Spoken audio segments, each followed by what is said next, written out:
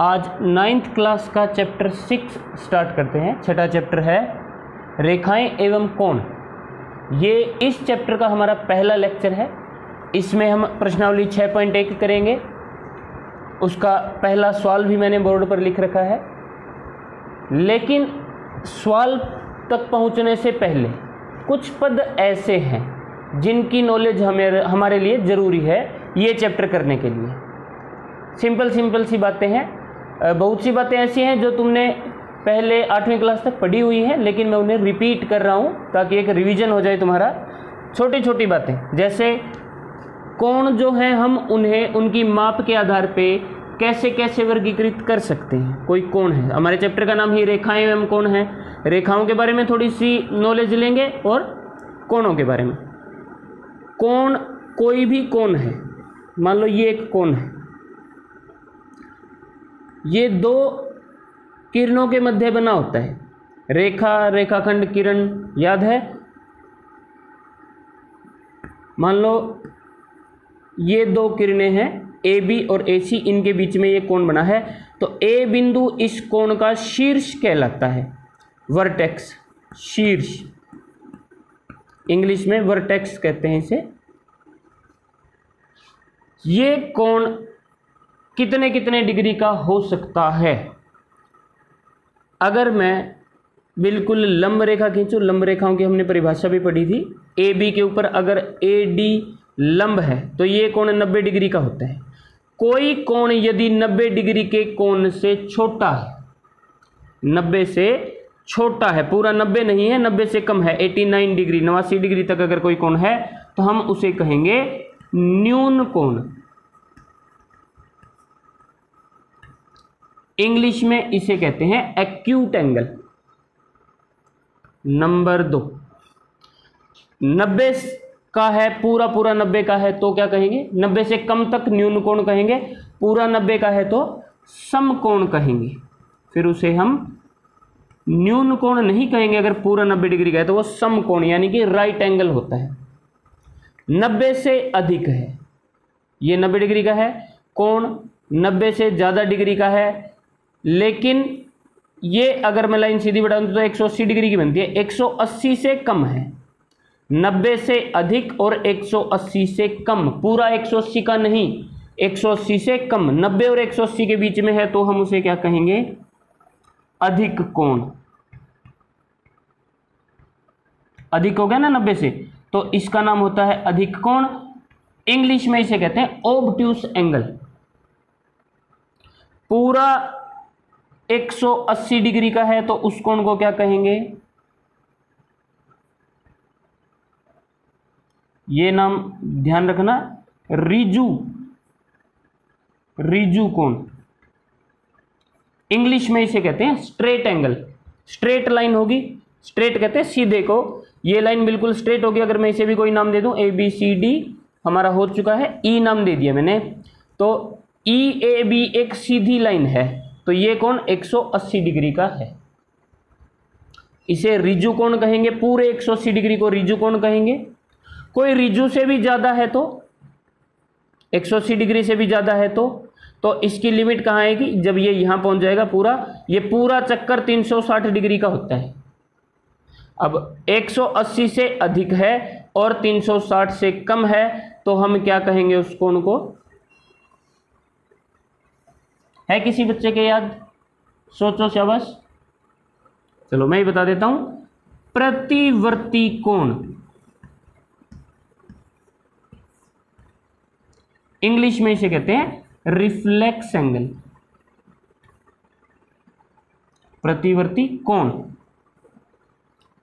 तो ये 4-5 तरह के कोण होते हैं। ये हमने पहले पढ़ रखे हैं, मैंने फिर भी रिवाइज करा दिए कि माप के आधार पे हम कोणों को कैसे कैसे बांट सकते हैं। न्यून कोण, समकोण, अधिक कोण, रिजु कोण और प्रतिवर्ती कोण। 2 छोटी बातें और अगर हमें पता हो रेखाओं और कोणों से संबंधित तो हम पूरी प्रश्नावली आराम से कर सकते हैं 6.1। वो कौन कौन सी बातें हैं? देखो, ये मिटो दूं, अपने ध्यान में रखना, मैं इसे साफ कर रहा हूं। हाँ तो बच्चों, अब प्रश्न पे आने से पहले मैं 1-2 बातें और तुम्हें बताना चाहता हूं। ये सीधी रेखा है एक, मान लो ये ए बी एक सीधी रेखा है, ये कोण हमने अभी पढ़ा 180 डिग्री का होता है, बिल्कुल सीधा कोण, रिजु कोण इसका नाम होता है और इसकी माप होती है 180 डिग्री। यदि मैं इसके टुकड़े कर दूं, कैसे, मैंने एक लाइन ऐसे खींच दी, ये मान लो सी है, तो अब ए बी जो पूरा कोण मेरा ये कोण था 180 डिग्री का, इसके दो टुकड़े हो गए, एक ये और एक ये। इस बिंदु को अगर मैं ओ नाम देता हूं, इस कोण का क्या नाम हो जाएगा? कोणों का नाम देना बड़ा महत्वपूर्ण काम है। जिस बिंदु पे कोण बना है, यानी कि कोण के शीर्ष को हम हमेशा बीच में लेते हैं और दाएं और बाएं हम इनमें से किसी को भी ले सकते हैं। जैसे इस कोण का क्या नाम होगा? इस कोण का नाम होगा, इस वाले का कोण बी ओ सी। अभी मैंने बताया कि मैं इन दोनों में से किसी को भी दाएं और बाएं ले सकता हूं, बीच में ओ फिक्स रहेगा, तो इसी कोण का दूसरा नाम मैं लिख सकता हूं, कोण सी ओ बी। सी और बी को अगर मैं बदल दूं, इससे कोण पे कोई फर्क नहीं पड़ेगा, सी ओ बी भी यही कोण है, बी ओ सी भी यही कोण है। ओ हमेशा बीच में रहेगा इस कोण को, क्योंकि ये ओ पर बना हुआ है, इसका शीर्ष ओ है इस कोण का। इसी प्रकार यदि मैं इस कोण का नाम लिखना चाहूं, क्या लिख सकता हूं? ए ओ सी, कोण ए ओ सी। और इसी का दूसरा नाम क्या होगा? मेरे लिखने से पहले सोचो, कोण सी ओ ए, ये भी इसी कोण का नाम है। चलो, मैं इससे इंपॉर्टेंट बात तुम्हें समझाना चाहता हूं। ये तो मेरे वैसे ही ध्यान में आ गया कि कोण का नाम अगर किसी बच्चे को ना लिखना तो कैसे लिखना है। मैं ये बता रहा था कि ये पूरा कोण 180 डिग्री का है। अगर इस कोण के मैंने टुकड़े कर दिए, दो टुकड़े हो गए बी ओ सी और ए ओ सी, तो इन दोनों का जोड़ 180 ही होएगा, क्योंकि 180 के ही तो दो टुकड़े हैं, इनका जोड़ 180 होगा। जिन कोणों का जोड़ 180 होता है उन्हें हम कहते हैं समपूरक कोण। समपूरक, सप्लीमेंट्री, इंग्लिश में मैं लिख नहीं रहा हूं, सप्लीमेंट्री एंगल्स होते हैं समपूरक कोण। कौन से कोण समपूरक होते हैं? जिनका जोड़ 180 डिग्री होता है। एक प्रश्न और आता है इस बात से दिमाग में कि ऐसे कोण भी होते हैं जिनका जोड़ 90 डिग्री होता है, उनके लिए भी कोई स्पेशल नाम है क्या?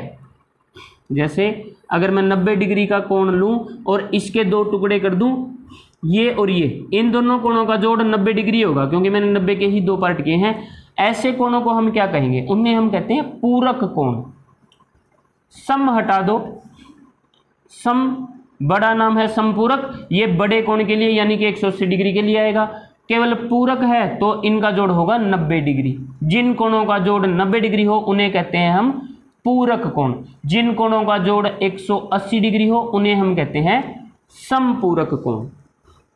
ठीक है बच्चों, तो ये कोण समपूरक होंगे। अब इन कोणों को एक विशेष नाम दिया गया इस तरह के युग्म को।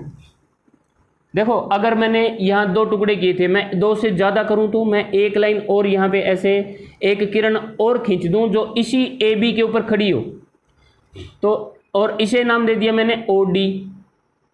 अब इस ए ओ बी जो कोण था मेरा 180 डिग्री का, उसके मैंने 3 टुकड़े कर दिए, लेकिन यह स्पष्ट है कि तीनों का जोड़ 180 ही होगा, क्योंकि मैं 180 के ही टुकड़े करता जा रहा हूं। मेरे पास 100 रुपए हैं, मैं 100 रुपए कितने ही बच्चों में बांट दूं, 2 बच्चों में बांटूं तो भी उनका जोड़ 100 रहेगा, 3 में बांटूं, 4 में बांटूं, 10 में बांटूं, जब कुल मेरे पास 100 ही हैं तो मैं उसे चाहे 100 बच्चों में बांट दूं 1-1 रुपया देके, उनका कुल तो 100 ही रहेगा।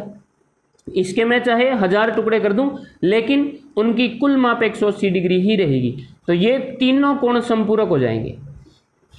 अब अब 2 कोण हो या उससे ज्यादा हो, हम ऐसे कोणों के युग्म को जो एक ही रेखा पर बने हो रैखिक कोण कहते हैं। रैखिक कोण किसे कहेंगे? जो एक ही रेखा के ऊपर बने हो। जैसे ये तीनों कोण रैखिक कोण हैं। ज्यादातर हम प्रयोग करेंगे 2 कोणों का। यहां पे कोण 1 और 2 रैखिक कोण है, और रैखिक कोणों की क्या विशेषता होगी? इनका जोड़ 180 डिग्री होगा। क्यों होगा? क्योंकि ये पूरा सीधी लाइन 180 डिग्री की होती है, ये उसी के दो टुकड़े हैं। तो ये बात अच्छी तरह से दिमाग में बिठा लो कि एक ही रेखा पर बने कोण, एक सीधी रेखा के ऊपर अगर ऐसे जोड़ा बना है कोणों का तो वो रैखिक कोण कहलाएंगे और उनका योग होगा 180 डिग्री, संपूरक होंगे वो। संपूरक कहो या जोड़ 180 डिग्री कहो, एक ही बात है। अब मैं दो रेखाओं पे बने एक और तरह के कोण की बात करता हूं। ये एक रेखा है, इसे एक अन्य रेखा काट रही है। दो ही तरह के कोण समझने हमने इस प्रश्नावली में। एक तो रैखिक कोण समझ में आ गया होगा उम्मीद करता हूं, एक ये वाले कोण जो अभी समझा रहा हूं। इन दो ही तरह के कोणों को समझ के हम पूरी प्रश्नावली कर सकते हैं। दो लाइनें अगर प्रतिच्छेद कर रही हैं तो इसमें चार कोण बन गए, एक ये, एक ये, एक ये और एक ये। इनको मैं समझने के लिए नंबर दे देता हूं, 1 2 3 और 4। 3 और 4 को छोड़ो एक बार। कोण 1 और 2 एक ही लाइन पे बने हैं। मैं लाइन के नाम और दे देता हूं। ये लाइन है मान लो AB और इसे काट रही है लाइन CD। AB जो सीधी लाइन है, जिस बिंदु पे प्रतिच्छेद करें उसे भी नाम दे देते हैं आप O। AOB जो सीधी लाइन है उसके एक ही और कोण बने हैं, कोण 1 और 2। ये किस तरह के कोण होंगे? ये रैखिक कोण होंगे जो हमने अभी समझा, क्योंकि सीधी लाइन के ऊपर बने हैं। ये रैखिक कोणों का युग्म है और इनका जोड़ कितना होगा? 180 डिग्री, संपूरक होंगे ये। बिल्कुल इसी तरह कोण 3 और 4 भी AB के एक ही ओर बने हैं और इनका योग भी 180 डिग्री होगा। ये भी रैखिक कोण कहलाएंगे। रैखिक कोणों की पहचान होगी। दो युग्म और दिखाऊं रैखिक कोणों के यहीं पे। कोण 2 और 3 ये CD लाइन, जो CD अपनी सीधी लाइन है उसके ऊपर बने हैं 2 और 3, इसलिए ये भी संपूरक होंगे। इनका योग 180 डिग्री होगा। और 1 और 4 ये भी रैखिक कोणों का ही युग्म है, इनका योग भी 180 डिग्री होगा। रैखिक कोण पहचानने और उनका योग समझ में आना चाहिए पहले तो। अब नेक्स्ट स्टेप, कोण 1 और कोण 3 में भी कोई संबंध है। क्या संबंध है? ये कोण सदैव बराबर होंगे, जो बिल्कुल एक दूसरे के उल्टे हैं, विपरीत दिशाओं में है। 1 और 3 इसी प्रकार का एक युग्म बनता है 2 का और 4 का। एक कोण 3 के बराबर होगा। 1 और 2 बराबर नहीं थे, याद रखना, ये रैखिक कोण थे, इनका जोड़ 180 था। 1 और 3 बराबर होंगे, समान कहो या बराबर कहो। 1 और 3 तो बराबर होंगे, 2 और 4 बराबर होंगे। इस तरह के कोणों को हम क्या विशेष नाम देते हैं? शीर्षाभिमुख कोण। भाई जिनके शीर्ष परस्पर विमुख हों, एक दूसरे से उल्टे हों, शीर्ष क्या होता है? ये भाई इसका शीर्ष ऐसे बन रहा है O। AOC कोण जो है उसका शीर्ष नीचे की तरफ है, DOB का शीर्ष ऊपर की तरफ है। दोनों के शीर्ष आपस में मिल रहे हैं, इसलिए इन्हें शीर्षाभिमुख कोण कहते हैं। इंग्लिश में नहीं कहते, वर्टिकली अपोजिट एंगल्स। 1 और 3 जो हैं वो शीर्षाभिमुख कोण है, इसलिए 1 और 3 बराबर होंगे। जब भी दो लाइनें काटेंगी तो इसकी जो माप होगी उतनी ही माप इसकी होगी। अगर हमें एक कोण पता है इन चारों में से तो मैं चारों कोण ज्ञात कर सकता हूं। कैसे? एक अगर मुझे पता है मान लो 70 डिग्री का है कोण 1, तो कोण 3 70 का ही होगा, क्योंकि ये कौन से कोण है? शीर्षाभिमुख कोण है। शीर्षाभिमुख कोण बराबर होते हैं, समान होते हैं, याद रखना। 1 और 2 जो कोण है वो रैखिक कोणों का युग्म है, और रैखिक कोण क्या होते हैं? संपूरक होते हैं। ये समान मत कर देना, ये संपूरक होते हैं, यानी कि इनका योग 180 डिग्री होता है। ये यदि 70 डिग्री का है तो 180 में से 70 घटाओ, ये आएगा 110 डिग्री का कोण। ये 110 का है तो ये दोनों परस्पर कौन से कोण है? शीर्षाभिमुख कोण है, ये भी 110 डिग्री का ही होगा। एक कोण पता होने से मैं चारों कोण पता कर सकता हूं। बस मुझे ये पता होना चाहिए कि रैखिक कोण को कैसे पहचानना है और उसकी क्या विशेषता होती है। रैखिक कोण एक ही लाइन पे एक ही ओर बने होते हैं। जैसे ये लाइन है, इसके एक ही ओर जहां कोणों का योग 180 डिग्री है उस तरफ के बने कोण संपूरक होंगे, रैखिक कोण कहलाएंगे। और जब दो लाइनें प्रतिच्छेद करती हैं तो उनमें जो एक दूसरे के विपरीत दिशा में बने कोण होंगे वो शीर्षाभिमुख कोण कहलाएंगे और उनकी विशेषता होगी कि वो समान होंगे। ये ऐसी बातें थी जो प्रश्नावली करने से पहले मुझे ज्ञात होनी चाहिए थी। अब हम आते हैं सवाल पे। इन्हीं नियमों का, जो छोटे छोटे नियम मैंने तुम्हें बताए, इनका प्रयोग करके हम पूरी प्रश्नावली आसानी से कर सकते हैं। आइए करते हैं इसका पहला सवाल। हाँ बच्चों, ये सवाल क्या कहता है? पहला सवाल, आकृति 6.13 ये आकृति बनी हुई है। इसमें रेखाएं AB और CD बिंदु O पे प्रतिच्छेद करती हैं। AB रेखा का मतलब ये एक सीधी लाइन है, एक सीधी लाइन CD इसको O पे प्रतिच्छेद कर रही है, प्रतिच्छेद करती है। यदि कोण AOC नाम से कोण पता लगाना आना चाहिए और कोण को देख के उसका नाम हमें लिखना आना चाहिए। तो AOC का मतलब C पे O पे कोण बना हुआ है, A और C उसके दाएं बाएं के बिंदु हैं। ये रहा O, AOC कोण है मेरा ये, जमा में कोण BOE ये वाला कोण, इन दोनों का योग है 70 डिग्री। अलग अलग नहीं पता मुझे ये कितने डिग्री के हैं, परंतु इन दोनों का योग 70 डिग्री है। नेक्स्ट चलते हैं। और कोण BOD बराबर है 40 डिग्री। BOD ये कोण हमें दे रखा है 40 डिग्री का। तो BOE ये कोण और प्रतिवर्ती कोण COE इसका प्रतिवर्ती कोण मुझे ज्ञात करना है। पहले COE ज्ञात करेंगे, फिर बताता हूँ प्रतिवर्ती कैसे ज्ञात करते हैं। ये दोनों कोण मुझे ज्ञात करने हैं। जो दे रखा है वो मैंने तुम्हें बता दिया। इन दोनों का योग 70 डिग्री हमें दे रखा है और ये कोण दे रखा है 40 डिग्री का। देखो बिल्कुल ईजी है। मैंने दो ही तरह के कोण समझे थे, रैखिक कोण और शीर्षाभिमुख कोण। जो हमें दे रखा है वो देखो, वो किसी का शीर्षाभिमुख या रैखिक कोण का युग्म बनाता है।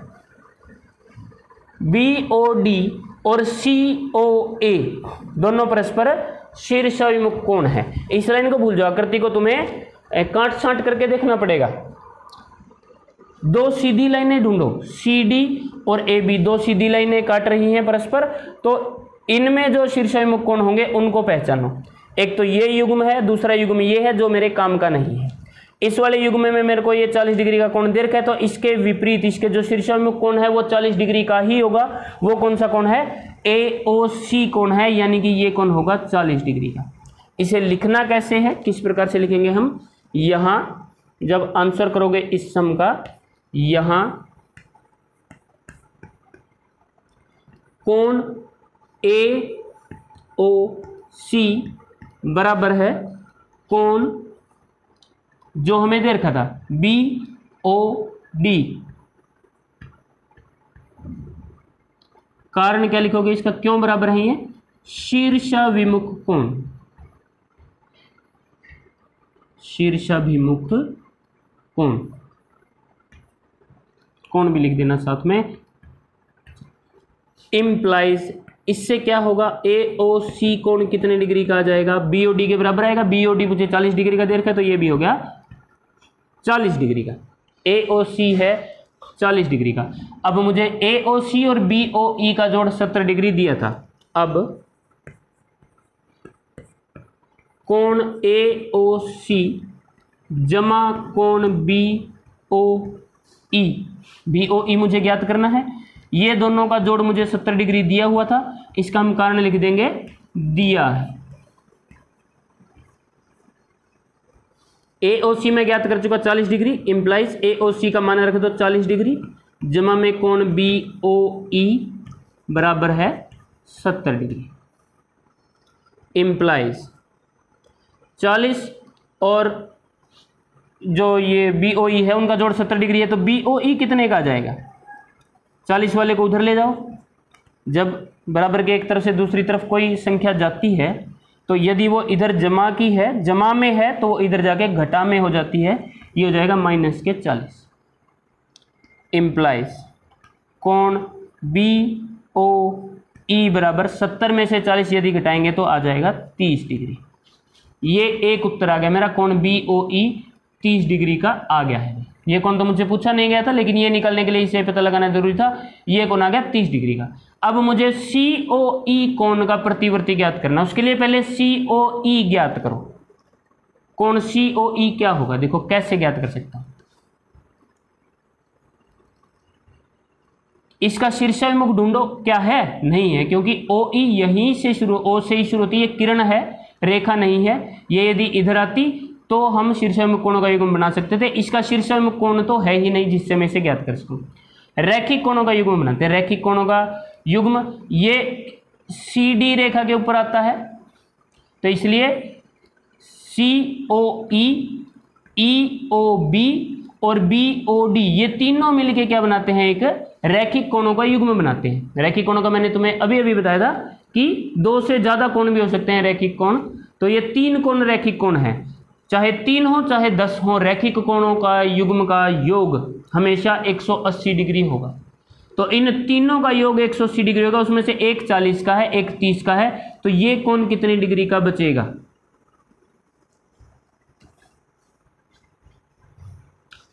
मैं यहां कर रहा हूं इसे कोण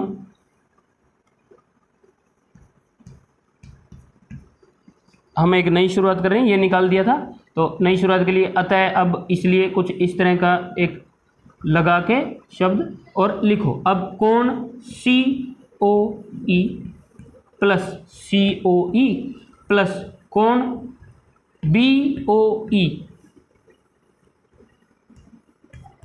प्लस कोण BOD, तीनों कोण मैंने वो लिए जो रैखिक है, तीनों का योग बराबर 180 डिग्री कर दिया।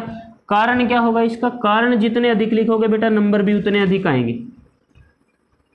रैखिक कोण, ये रैखिक कोण है, इसलिए इन सभी का योग 180 डिग्री है। भाई तीनों का योग मैंने 180 लिखा, क्यों लिखा, क्योंकि ये रैखिक कोणों का युग्म है। रैखिक कोण ये हैं, तो इनमें से जिसका मान मुझे पता है उनका रख दो, जिसका नहीं पता उसका आ जाएगा।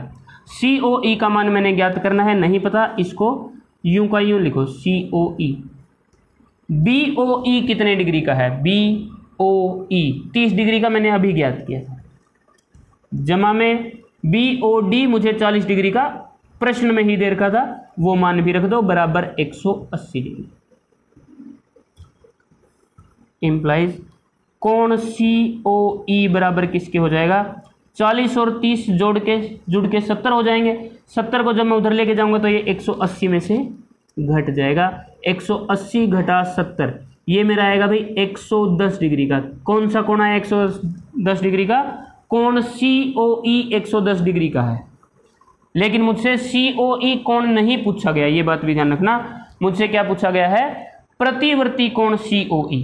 उसके लिए मैं क्या करूंगा, प्रतिवर्ती कोण से कोण बताया था, इसी वीडियो की बात है,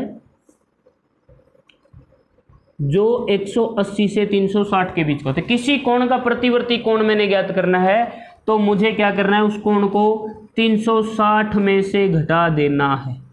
360 घटा में 110 क्या आएगा भैया, 250 डिग्री। ये प्रतिवर्ती कोण COE ज्ञात हो गया। 360 में से घटाते ही जो उत्तर आएगा वो COE का प्रतिवर्ती कोण होगा।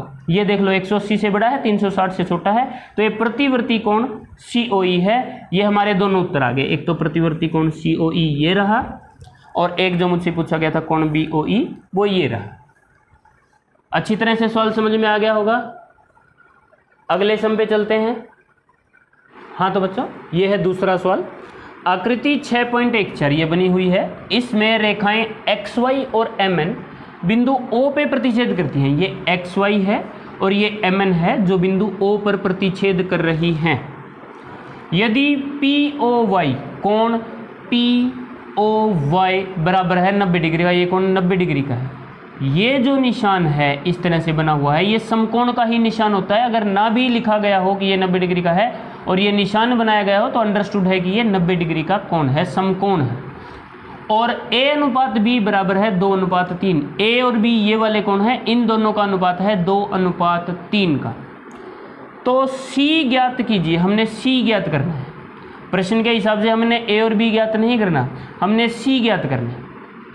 सी देखो कैसे ज्ञात हो सकता है, बार बार कह रहा हूँ, हमने दो ही तरह के पढ़े हैं कोण इस प्रश्नावली के लिए, रैखिक कोण और शीर्षाभिमुख कोण। सबसे पहले उन्हीं को अप्लाई करके देखो कि वो उससे ज्ञात हो सकता है नहीं। सी किस कोण का शीर्षाभिमुख कोण है? शाबाश, सोचो। MOY, ये जो कोण है वो कोण सी का पूरा नाम क्या होगा? XON कोण, इसका शीर्षाभिमुख कोण है। इस कोण में MOY में दो टुकड़े हुए हैं, एक तो टुकड़ा है 90 डिग्री का, दूसरा टुकड़ा है A। अगर मुझे A पता हो तो मैं 90 में A जोड़ के MOY ज्ञात कर लूँगा, वही कोण C की भी माप होगी। यानी कि मुझे A पता होना चाहिए तभी मैं C ज्ञात कर सकता हूँ, पहली बात। दूसरी बात, शीर्षाभिमुख की बजाय यदि मैं रैखिक कोणों से ज्ञात करने की कोशिश करूँ तो कोण C दो तरह से रैखिक है। एक तो कोण X और Y जो लाइन है उस पर भी C, और ये कोण NOY, ये दोनों कोण रैखिक हैं, लेकिन NOY का मुझे पता नहीं कितने डिग्री का है। तो फिर मैं इस तरफ देखता हूँ, C और B ये दोनों कोण रेखा MON इसके ऊपर बने हैं, एक ही ओर बने हैं, तो ये कैसे कोण है? रैखिक कोणों का युग्म है। इन दोनों का योग होगा 180 डिग्री, संपूरक होंगे दोनों कोण। लेकिन B मुझे ज्ञात नहीं है, इसका मतलब मुझे B पता हो तो भी मैं C ज्ञात कर सकता हूँ, A पता हो तो भी मैं C ज्ञात कर सकता हूँ। अर्थात मुझे A और B में से कोई एक कोण अवश्य ज्ञात करना पड़ेगा C को ज्ञात करने के लिए। इसलिए फिर हम क्या करते हैं, A और B को ज्ञात करना बहुत ही सरल है, उन्हें ज्ञात करते हैं। कैसे ज्ञात करेंगे? मुझे A और B का अनुपात दे रखा है 2:3, लेकिन एक बात और समझो कि जो A और B कोण है ये और 90 डिग्री का कोण POY, ये तीनों कोण XOY लाइन के एक ही ओर बने हैं। तो यानी कि ये तीनों परस्पर क्या है? रैखिक कोण है, और तीनों का योग 180 डिग्री होगा। 180 में से ये अकेला कोण 90 डिग्री का है, तो इन दोनों का जोड़ 90 डिग्री होगा, A और B का। ठीक है, A, B और ये वाला कोण POY तीनों संपूरक है। तो मैं ज़्यादा टाइम वेस्ट नहीं करता हुआ लिखूंगा यहाँ A प्लस B प्लस कोण POY बराबर है 180 degree. Implies A plus B plus POY का मान 90 डिग्री मैंने इसमें रख दिया क्योंकि मुझे दिया गया। इनका कारण लिखना है बेटा। इन तीनों का जोड़ 180 होने का क्या कारण है? रैखिक कोणों का युग्म। कई बार बोर्ड पे जगह कम होती है, बता देता हूं मैं, कॉपी में तुमने सब कुछ लिखना है। इनका रैखिक कोण भी लिखना है साथ में। और फिर POY मैंने 90 डिग्री क्यों लिखा? ये मुझे दिया गया है, ये कोण 90 डिग्री का दिया है, तो मैं इसका लिखने का कारण लिख दूंगा कि दिया है। अगला स्टेप, उस 90 डिग्री के कोण को उधर ले जाओ। A प्लस B बराबर क्या आ जाएगा? 180 में से 90 घट जाएगा, ये 90 प्लस का था, इधर जाके माइनस का हो जाएगा। तो मेरा A प्लस B आ गया भाई 90 डिग्री। अब देखो, A और B का योग मुझे पता है 90 डिग्री है, और A और B का अनुपात भी मुझे दे रखा है 2:3 है। यदि दो संख्याओं का योग और अनुपात मुझे पता हो तो मैं वो संख्याएं ज्ञात कर सकता हूं आसानी से। कैसे? दो तरीके हैं, एक तो अनुपाती योग वाला तरीका है, दूसरा तरीका मैं तुम्हें करके दिखा देता हूं। अगर हमें दो संख्याओं का अनुपात दे रखा हो तो हम उन दोनों संख्याओं को अनुपात के हिसाब से ही मान लेंगे। माना A बराबर, A का अनुपात है 2 और B का अनुपात है 3, तभी A और B का अनुपात 2:3 है। तो मैं A को मानूंगा 2x, ठीक है, 2 के गुणा में कोई ऐसा चर मान लो, और B बराबर 3x, ये चर एक समान होना चाहिए, ताकि जब मैं इनका अनुपात ज्ञात करूं x x कट के अनुपात तो 2:3 ही आएगा। तो जिन संख्याओं का अनुपात 2:3 है उन्हें मैं 2x और 3x मान सकता हूं। अतः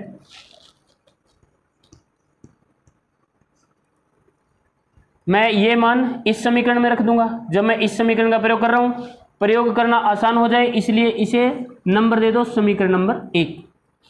अतः समीकरण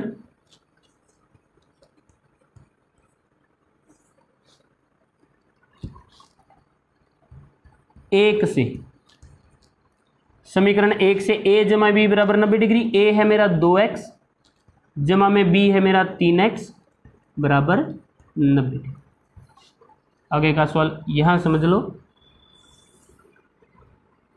2x जमा 3x 5x बराबर 90 डिग्री, इंप्लाइज का निशान लगा देना बराबर 90 डिग्री। इंप्लाइज x को मैंने इधर ही रखा, 5 को मैं उधर ले गया तो 90/5 यानी कि 18, x मेरा 18 आया। इससे हमें क्या पता चलता है कि a कितना होगा, 2 गुना में x यानी कि 2 गुना में 18 36, और b बराबर 3 गुना में x यानी कि 18 गुना में 3 54 डिग्री। मेरे को एक ही कोण निकालना मेरे लिए काफ़ी है। a और b में से अगर मैं b निकालूं तो c और b से c आसानी से ज्ञात हो जाएगा, तो मैं केवल b निकाल लेता हूं, टाइम भी बचेगा और मेरा स्पेस भी कम लगेगा। इम्प्लाइज b बराबर, b कितना था मेरा 3x था, 3 गुना में x मैंने ज्ञात किया 18 यानी कि 54 डिग्री। b मेरा है 54 डिग्री का, मुझे ज्ञात करना है c। प्रश्न में मेरा प्रश्न क्या है, c ज्ञात कीजिए, कौन c ज्ञात करना है। c और b मुझे पता है रैखिक कौन है। अब b प्लस c बराबर है 180 डिग्री।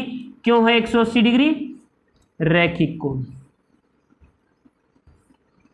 b का मान 54 डिग्री रखेंगे तो 54 जमा में c बराबर 180 डिग्री। इम्प्लाइज का निशान लगाओ, फिर से इम्प्लाइज का निशान लगा के c बराबर निकालो 180, और ये जो 54 है इधर जाके घटा में हो जाएगा। 180 में से 54 जब घटेंगे तो आएगा 126 डिग्री, तो c का मान आ जाएगा 126 डिग्री। मैंने b की सहायता से निकाला, केवल b निकाला, मैंने a नहीं निकाला। अगर मैं a से करता तो लिख के नहीं दिखा रहा, यहीं पे समझ लो। a मेरा क्या हो जाता a है मेरा 2x यानी कि x मैंने निकाला था 18, अगर मैं यहाँ a ज्ञात करता तो a आता मेरा 18 गुना में 2 यानी कि 36 डिग्री। अब a कोण और ये 90 डिग्री वाला कोण यानी कि POY कोण, दोनों का योग होगा 90 और 36 126 डिग्री।